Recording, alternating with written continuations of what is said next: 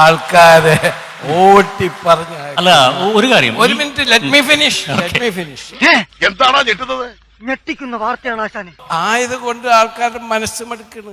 എന്താ പ്രശ്നം? വലിയൊരു പ്രശ്നമാണിത്. ഞാൻ ആ സത്യം നിങ്ങളോട് തുറന്നു പറയുകയാണ്. എന്തെങ്കിലും ഒരു പ്രൊജക്ട് ആരെങ്കിലും ഇവിടെ കൊണ്ടുവന്നാൽ അതിനെ എങ്ങനെയെങ്കിലും എതിർത്ത് അവിടെ നിന്ന് പറഞ്ഞയക്കുന്ന ഒരു അജണ്ട നമ്മളെയാണല്ലോ മച്ചമ്പി. കാര്യത്തിലൊക്കെ സർക്കാരിന്റെ ഇടപെടൽ നമ്മൾ പ്രതീക്ഷിക്കുന്ന തലത്തിലാണെന്ന് താങ്കൾക്ക് തോന്നുന്നു?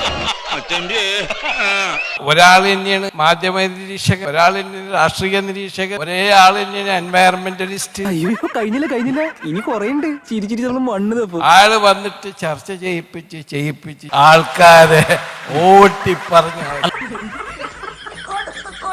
ജനങ്ങളുടെ ആശങ്ക അകറ്റുന്ന തരത്തിലുള്ള ഇടപെടൽ ഇക്കാലത്ത് സർക്കാർ നടത്തുന്നു. Sentimental and psychological move. ഇപ്പൊ ഗൾഫിൽ നിന്ന് ആരെങ്കിലും ഇൻവെസ്റ്റ് ചെയ്യാൻ വേണ്ടി വന്നാൽ ഇതേമാതിരി മാനസികമായി പീഡിപ്പിക്കുകയും വലിയൊരു പ്രശ്നമാണിത്.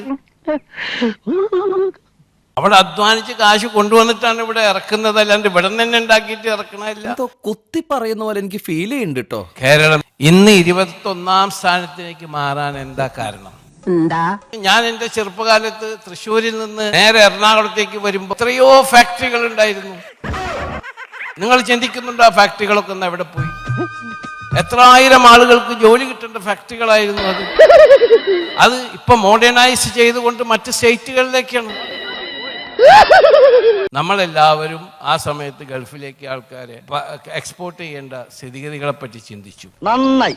ഇതുപോലൊരു മണ്ടത്തരം ഇനി ലോകത്തൊരുത്തനും പറ്റാനില്ല. ഒരു കാര്യം ഞാൻ ചോദിക്കട്ടെ, ഇപ്പൊ താങ്കൾ പറഞ്ഞ താങ്കൾ അത് അടച്ചാക്ഷേപിക്കുകയാണോ, അല്ലെങ്കിൽ കേരളത്തിന്റെ പൊതു സ്വഭാവം അങ്ങനെ എതിർക്കലാണോ?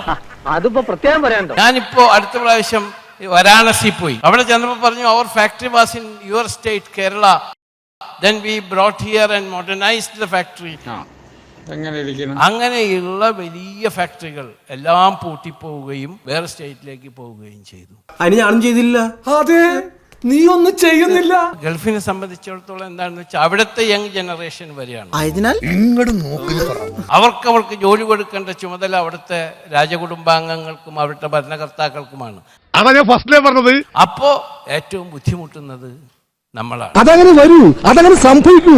സൗദി അറേബ്യയില് സൗദിയെ ശേഷം വന്നപ്പോ ഏറ്റവും പോന്നുകൊണ്ടിരിക്കുന്നത് കൂടുതലും മലയാളികളാണ്. കിട്ടേണ്ടത് കിട്ടിക്കഴിഞ്ഞാൽ തോന്നേണ്ടത് തോന്നാൻ ഇത്തിരി സമയം നല്ല. ആശാന്ത അമേരിക്കയിലും യൂറോപ്പിലൊക്കെ പോയ അവരവിടെ സെറ്റിൽ ആവുകയാണ്. ഇവിടെ ചോദിക്കാനും പറയാനും ആരുമില്ല. ജനങ്ങളുടെ ആശങ്ക അകറ്റുന്ന ഗവൺമെന്റ് ഉണ്ടായാൽ മാത്രമേ ഇവിടെ പ്രൊജക്ടുകൾ നടക്കുകയുള്ളൂ. ഈ പറഞ്ഞതിന് വേറൊരർത്ഥം ഇല്ലേ? ഏയ്, അങ്ങനെ പ്രത്യേകിച്ച് അർത്ഥമൊന്നുമില്ല. കാരണം അവർ ജനങ്ങളെയും പ്രൊട്ടക്ട് ചെയ്യണം, എൻവയറമെന്റ് പ്രൊട്ടക്ട് ചെയ്യണം, ഇൻവെസ്റ്റേഴ്സിനെ പ്രൊട്ടക്ട് ചെയ്യണം. പോയിന്റ് ഇപ്പൊ മനസ്സിലായാന്ന്.